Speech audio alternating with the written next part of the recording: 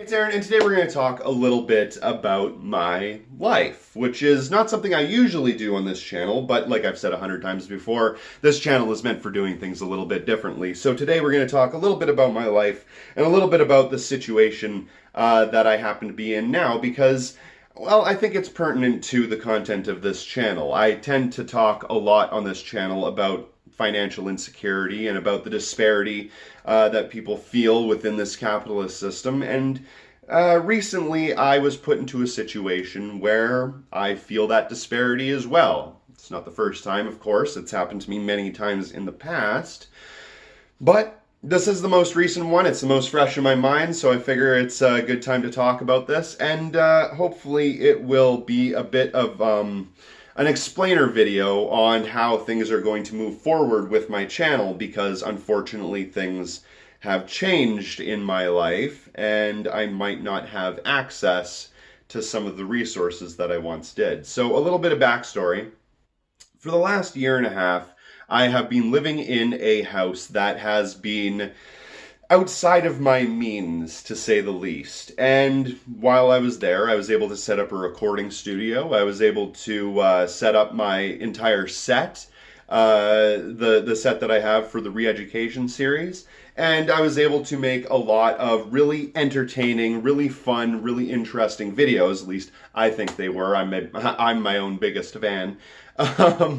And I think that we were able to do, or at least I was able to do, a lot of learning and hopefully a lot of explaining what I have learned in the course of that time through that video series. But unfortunately, because of financial situations and other things as well, I ended up in a situation where I no longer have access to any of those resources. I was unfortunately put into a position where I had to leave that place and move in with friends instead.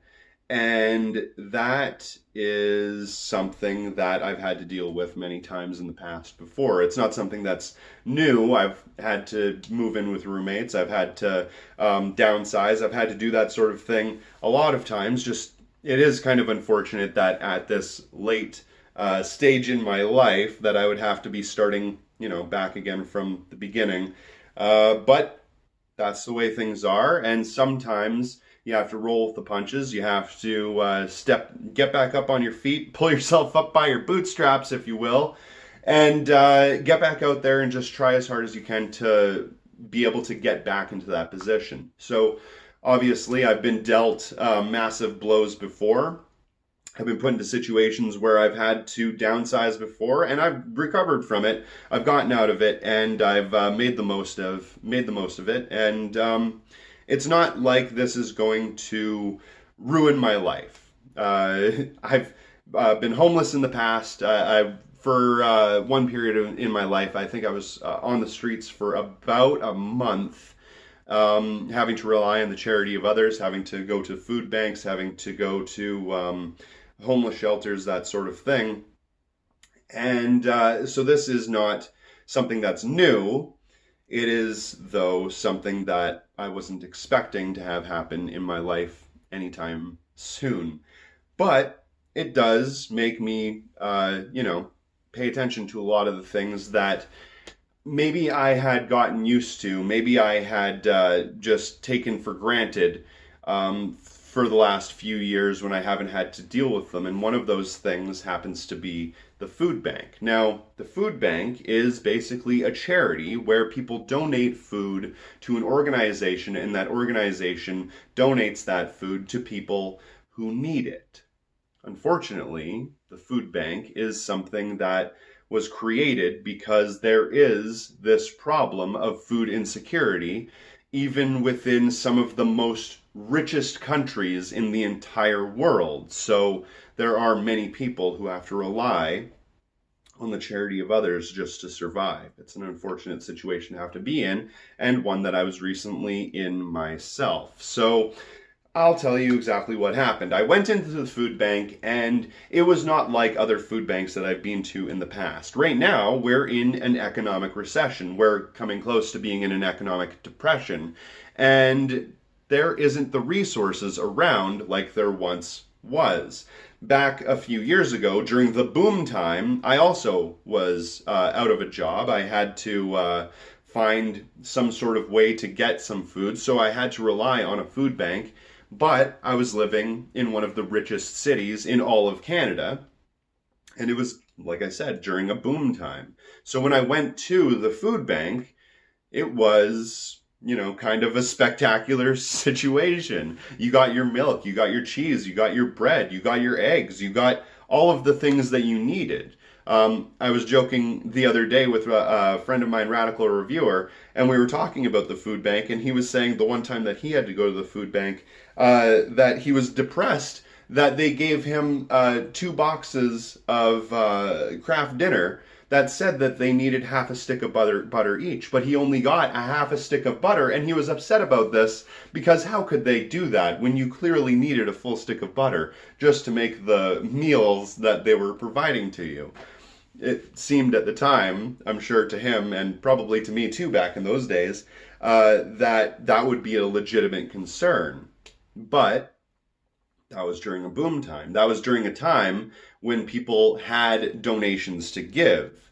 And for me, when I was living in the other place a few years ago, I was living in a city that was one of the richest cities in all of Canada. It's just not that way anymore. Currently, I live in probably one of the poorest cities in all of Canada. And yes, you heard me right. I had to move into the city. Better internet, a lot less security. But yeah, so now I live in probably one of the poorest cities in all of Canada. And it's during a time of economic recession. So there is not anywhere close to the same kind of donations that would have been provided, at least once upon a time back a long, long time ago when I had to go there in the past. So when I went down there, what did I get? Well, a box of Cheerios, a can of raviolis, six cans, mini cans of V8 juice, and a great big jug of Bloody Mary mix. Doesn't really seem like I'd be able to use much of that with anything that I had. I suppose I could have mixed the Bloody Mary mix into my Cheerios, though I don't think that would be extremely tasty. Would keep me alive, though. But that's not necessarily the biggest problem. I mean, like, yeah, I could complain about the type of food that they gave me, but the type of food that they gave me was the food that they had available. It's not like I got any special treatment or like they just gave me anything worse than anybody else. This is what everybody had to deal with. But I have to say that standing in that line, waiting for that food that I needed to survive, was an interesting, memorable experience. It's not something that I'm going to forget anytime soon. I was standing there surrounded by regular people, people that were single mothers, single fathers, full families, and individuals that were affected by the drug war, people that were addicted to crack, to meth, to heroin, all sorts of opiates, people that were full-on alcoholics. Basically, every type of person that was disparaged by this capitalist system were all standing there in a queue waiting to get charity from people who hopefully donated that month. And as far as I'm concerned, it was as bad, if not worse, than the bread lines in the Soviet Union. In fact, I would definitely say it was worse. It was obviously much worse because I was surrounded by not only families who needed the food, but I was surrounded by people who were genuinely affected, repressed, depressed, and pushed down upon by this system every single day to the point of which they were literally suffering from alcoholism and drug problems and serious medical problems, health issues. Every single person there had health issues. You know, in the system, you say that, oh, well, everybody's surrounded by food all of the time. Everybody has access to all of this food. Yeah, I suppose they do have access to extremely cheap, inexpensive food, but none of it has any sort of nutritional value. Luna from the Non-Compete channel was saying the other day, these are basically food deserts all across North America where people don't have access to the type of food that they actually need. So they eat things like Snicker bars for every meal or whatever it is, and they just don't have any of the proper nutrition. So these people are unhealthy. Yeah, a lot of them are overweight, whatever the fuck that means, but they're that way because of the food that they have to take in. It's a depressing situation. And like I said, it was far worse than standing in a line in the Soviet Union, or at least I assume that it was. I'm not going to make any broad statements and say it 100% was because I wasn't there. But from all of the information that I've researched, all of the people that I've talked to that were in the Soviet Union at the time, there's really no comparison. This is a much worse situation to be in. And the fact of the matter is that charity in general is something that capitalism creates through its disparity, through the problems that all of the people have in this capitalist system. They are forced to have to rely on charity just to survive. Charity in itself is nothing more than a bastardized version of mutual aid. It's mutual aid light. It doesn't actually fix anything. It doesn't actually solve any problems. It just sort of puts a band-aid over it. Like I've said many times in the past, the food bank, and charity for that matter, is nothing more than a bandage over a bullet wound. It's never going to stop the bleeding. It's never going to even stem the bleeding. It's not going to slow it down at all.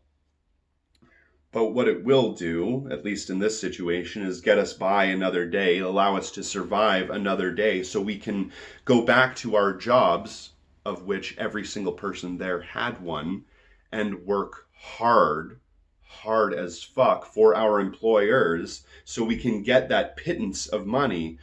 So then we can find out that we can't afford our rent and food at the same time. So we have to go back to that food bank yet again the following month to get more food. Now, a moment ago, I said everybody that was at the food bank had a job. They were. They all had jobs. Every single one of them worked. And I know that because that is one of the prerequisites. That's one of the litmus tests that you need to have passed to be able to go into the food bank where I live. You also have to have proof of residence. So not only did these people have jobs, they also had homes, and they couldn't still afford to survive. They had absolutely everything that you would think they should have in a capitalist society to be able to be doing well. A full-time job, a home to hang their hat, a place to lay their head, those sorts of things. And yet, even though they were working full-time, even though they tried as hard as they could, they were still in a position where they had to rely on charity to survive. But that's capitalism. That's the way this system works. Even when people have full-time jobs, even when they dedicate every waking moment of their entire lives to working hard for an employer to get that money, they can still be in a situation where they can't afford to survive. That sort of situation, that sort of system is broken. And if you can't see that it isn't, if you can't see that it is, then you're blind. The system is so incredibly broken that people that work full-time and have their own houses, that actually rent or own houses, still are not able to provide for their families and have enough food to live. That's a terrible situation. Not only that, but there's also this other problem as well, where while I was standing in this line, there were a couple of people that were standing behind me, and they were complaining about how they made just a little bit, I think it was $50 too much for them to actually get the full resources, the full benefits of actually being at that food bank. Let me say that again. They actually made too much money just by $50, so they weren't actually able to get the resources they needed from that food bank so they could actually survive. That creates a situation where people who have look at the people who don't and think that they are the ones that have to provide for those people because they don't have access to all of the same resources that everybody else does. This reminds me of the universal basic income video that I made just the other day, where the universal basic income basically works to give everybody in society $1,000 a month. Whether or not you agree with it, it doesn't matter. You can check out my videos in this series and see what my opinion is on that. But regardless of how much money you actually make, you still would get this $1,000 a month, making it so that everybody got that money and not just the people at the very bottom. And I like that idea because it doesn't create this disparity between people where there is these rich people looking down at these poor people and saying, oh, well, you get all of these resources for free. We don't get anything for free. It levels everything out. It makes things more equal. It's just a bit of an aside that's been running through my mind. It just bothered me so much that just $50 more meant that this person wasn't able to get the food that they needed to be able to survive. Absolutely disgusting, absolutely terrible. So, living in this capitalist system, we are put into positions where we work full time, we have houses, we have all of these things, and we still aren't able to have enough to survive, and that is a broken system. The way that a system properly should function is all of the people in a system working hard, trying the best that they can, no matter what job they have, no matter what they're able to contribute, are able to get out of that society what they need to survive.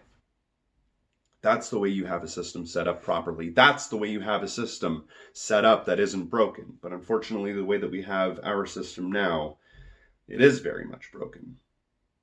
And it doesn't seem to be getting any better anytime soon, at least not unless we do something about it. So thank you very much for watching. My name is Aaron. Obviously, if you do get a chance, please check me out on Patreon. Link in the description box below.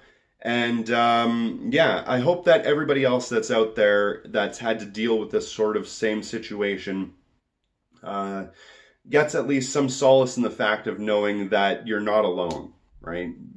I'm out there. There are a lot of people out there that have to deal with this situation as well. And we're all in this together. And if we all work hard and we all work together to be able to make this situation a little bit better, then we might have a chance. On our own, we don't. But together we do. So thank you very much for watching. My name is Aaron. And have a good day.